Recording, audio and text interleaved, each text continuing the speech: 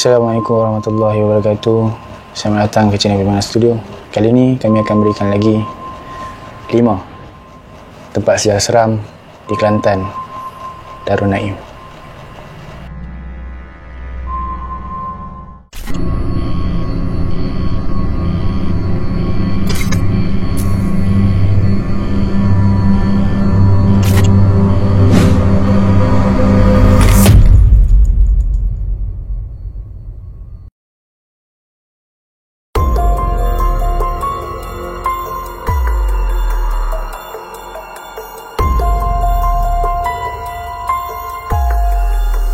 Gunung ini terletak di daerah Dambung di Kuala Kerai, Kelantan. Ketinggian gunung ini berukuran 1442 meter dari paras laut. Kalau ikutkan dalam peta, kedudukan gunung ini dia dalam laluan ataupun dalam kawasan Banjaran Titiwangsa. Gunung ini juga dia berhampiran dengan hutan simpan dan air terjun Jelawang.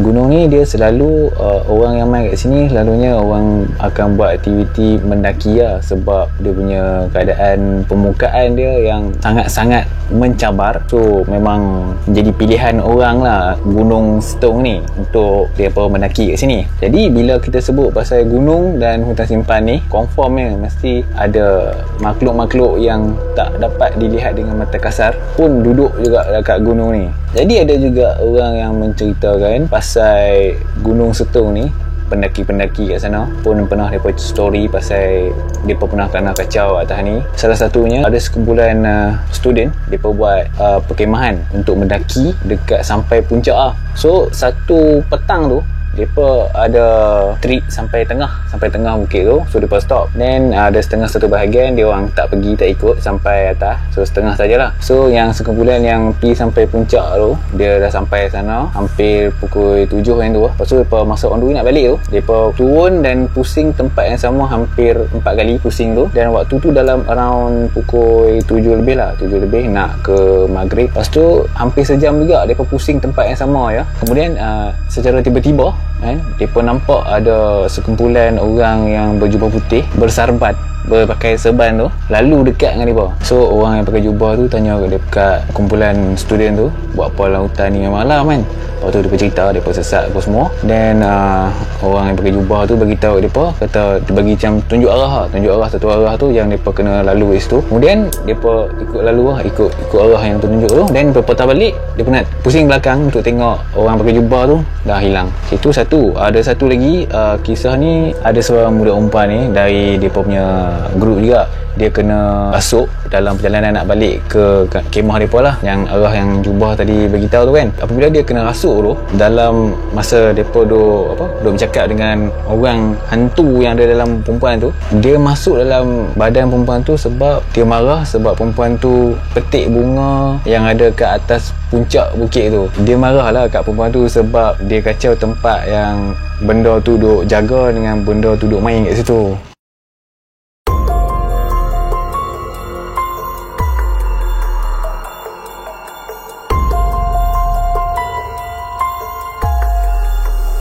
Pantai ini dinamakan kerana terdapat 7 buah teluk di kawasan sekitar Pantai Tumpat, Kelantan. Dan kawasan ini juga menjadi kawasan tempat taman permainan ataupun dinamakan sebagai kawasan rekreasi untuk para pengunjung dekat kawasan Kelantan tu. Pantai ni berdekatan dengan Pangkalan Kubur dan juga stesen kereta api Tumpat. Kawasan pantai ni juga dijadikan tempat kawasan untuk para pemancing untuk memancing di kawasan pantai ni. Dan juga pantai ni menyediakan beberapa penyewaan bot untuk para pemancing dekat sini. Jadi dekat kawasan pantai ni ada kisah seram dia yang tersendiri. Kisah dia ada sekumpulan pemancing yang memancing dekat kawasan pantai tu. Mereka pun hajat lah untuk menyewa bot. Dan hampir-hampir 12:30 malam mereka memancing dekat kawasan tu. Tiba-tiba terdapat beberapa gegaran dekat bot mereka. So mereka ingatkan air laut ataupun ombak yang tolak bot mereka. Tapi bukan dia. Mereka pun mula panik lah. Dan ada beberapa orang yang boleh nampak. So dia nampak ada tangan berkuku panjang pegang bot mereka. So mereka pun takut dan mereka melafazkan ayat-ayat suci Al-Quran. Dan dalam lepas masa tu benda tu terus hilang.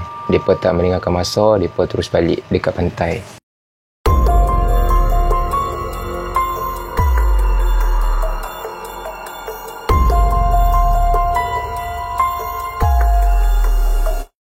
Gua ikan ni diberikan nama sempena sebabkan gua tersebut berbentuk ikan, dan gua ni terletak di Kuala Terus, Dabung, Kelantan. Gua ini wujud sejak 1970-an lagi, dan mana kata gua ni dah wujud sekian abad yang lama. Gua ikan ni pada asalnya dulu sebelum dirasmikan sepenuhnya, dia hanya semata-mata gua, dan sekarang apabila kerajaan dah rasmi kan pada tahun 2006, gua ikan ni dibuka untuk orang-orang tempatan di luar untuk datang ke sana. Dan dalam gua ikan ni juga banyak aktiviti rock climbing dan juga aktiviti riadah selainnya lah. Namun di sebalik keindahan kecantikan gua ikan ni juga terselip kisah-kisah yang nyata dan tidak kurang seram di sebalik gua ikan ni. Diceritakan bahawa ada 3 orang pekerja yang di mana mereka ditugaskan untuk jalani satu pembinaan jalan berturak berhampiran dekat-dekat dengan gua ikan ni, dan diganggu oleh makhluk jemaah seorang wanita. Gangguan tersebut disebabkan 3 orang pekerja ni mereka cakap benda yang tak bagus, yang tak elok dekat tempat-tempat yang sedemikian rupa, dan menyebabkan gangguan tu dia jadi, orang kata apa, berpanjangan. Dia tidur dekat surau. So gangguan tu dia tak berhenti dekat situ, sebab mereka 3 orang tu malam tu mereka nak kena siapkan jalan tu. So mereka stay dekat surau berdekatan dengan gua ikan ni. Malam tu juga mereka diganggu oleh jemaah wanita tu lagi, di mana kali ni lebih ekstrim. Mereka ternampak ada tangan yang menghulu panjang daripada luar surau masuk ke dalam surau melalui tingkap, seolah-olah macam nak mencapaikan sesuatu yang ada dalam surau. Dan juga ada pada waktu yang lainnya mereka ada dengar tangisan, mungkin daripada jemaah wanita tu, mungkin atau makhluk-makhluk lain daripada luar surau, sehingga mereka tak dapat tidur pada malam tu. Dikatakan sehingga kala ni gangguan tu masih ada di sana.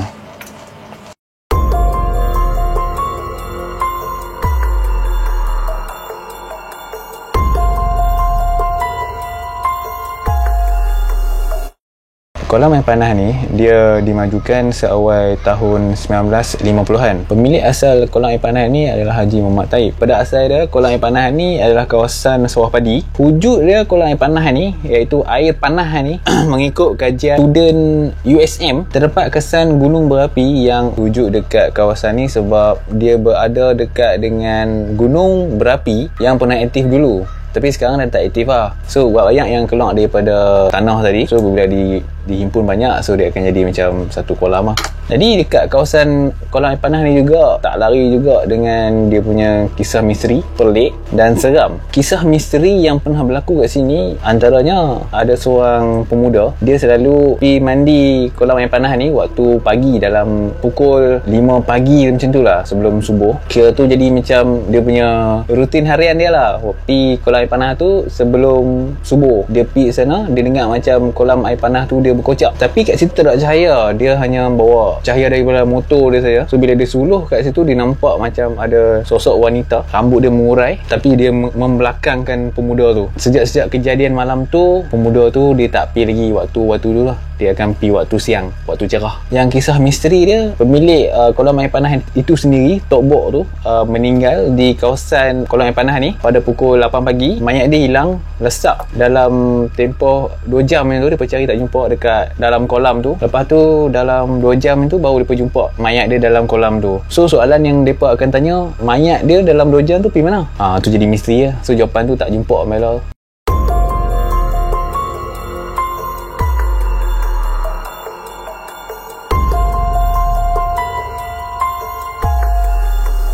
Jadi kawasan ni terdapat air terjun, dan juga air terjun ni dijadikan kawasan rekreasi dan juga tempat untuk para pengunjung datang bermandi manda dekat sini. Kawasan hutan ni terletak di Hutan Simpan Ulusat di Macang, Kelantan. Kawasan ni juga menjadi tempat pertama yang menjadi kawasan rekreasi untuk para pengunjung datang dekat kawasan ni. Air terjun ni mempunyai ketinggian lebih kurang 12 meter. So disebabkan itulah ramai yang datang untuk mandi dekat kawasan ni. Tapi dekat kawasan ni juga terdapat kisah-kisah seram yang ramai tak tahu. Kawasan ni pernah diceritakan ada salah seorang pengunjung yang mati lemas dekat air terjun ni. So daripada situ surat khabar pun ada memberi kenyataan berkaitan dengan bagaimana kisah pengunjung yang mandi dekat kawasan ni mati. Ada orang yang pernah nampak ada penunggu dekat kawasan ni. Penunggu tu selalu ada dekat kawasan tempat pengunjung yang mati lemas tu. Dan rupa paras penunggu ni juga lebih kurang macam orang tua, orang yang dah berusia. Jadi itu saja untuk video kali ini. 5 tempat sejarah seram di negeri Kelantan. Sebarang komen dan juga cadangan apa boleh komen dekat bawah.